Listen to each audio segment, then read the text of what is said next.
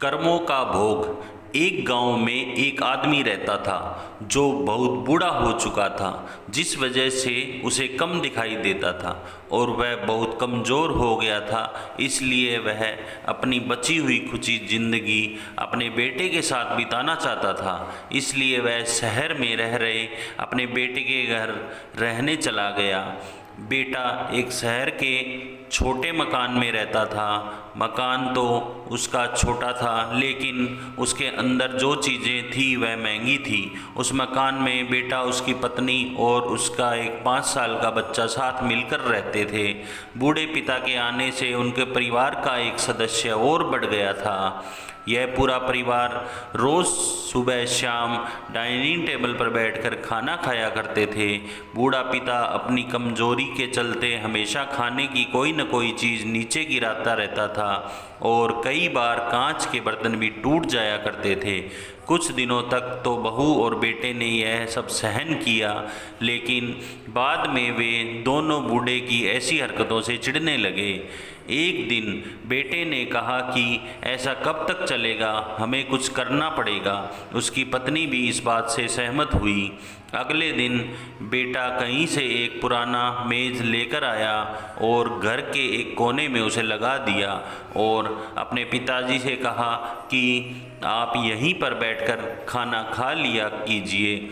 उन्होंने एक लकड़ी का बर्तन भी बनवाया जिसमें वे अपने बूढ़े बाप को खाना देने लगे।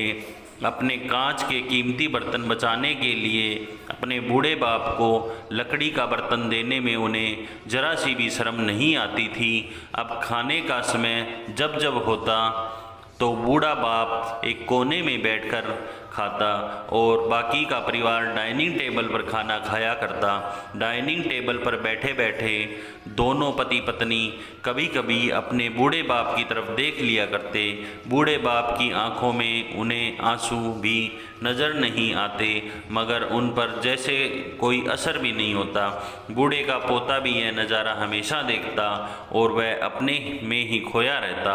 एक दिन जब पति पत्नी डाइनिंग टेबल पर बैठकर खाना खा रहे थे, तब उनका बच्चा ज़मीन पर बैठकर कुछ कर रहा था। उन दोनों ने बच्चे के हाथ में लकड़ी का टुकड़ा देखा, लेकिन उन्हें कुछ समझ में नहीं आया कि बच्चा लकड़ी के टुकड़े के साथ क्या कर रहा है। जब बच्चे के पिता ने उसे पूछा कि बेटा आओ खाना खा लो, तुम नीचे बैठकर क्या कर रहे हो? तब बच्चे ने भोलेपन से कहा, अरे मम्मी पापा, मैं आप दोनों के लिए लकड़ी का बर्तन बना रहा हूँ ताकि आप लोगों को जब आप बूढ़े हो जाओ तो मैं दिन में खाना दे सकूं। अपने नादान बेटे द्वारा दी गई यह सहज बात दोनों के दिल में तीर की तरह उतर गई। दोनों एक दूसरे का चेहरा निहारने लगे। बिना कुछ कहे ही दोनों की आंखों में पानी आ गया और उन्हें अपने भविष्य की किताब अपने आप के सामने खुलती हुई नज़र आई। उन्हें समझने में ज़्यादा देर नहीं लगी कि उन्हें आगे क्या करना पड़ेगा।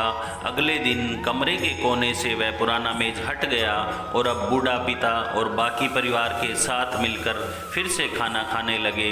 बूढ़े की कमज़ोरी की वजह से हो रही गलतियां भी अब किसी को नहीं चिढ़ती थी। दोस्तों, मेरी वीडियो अगर पसंद आई हो तो चैनल को लाइक शेयर एंड सब्सक्राइब करें। आपका बहुत बहुत धन्यवाद।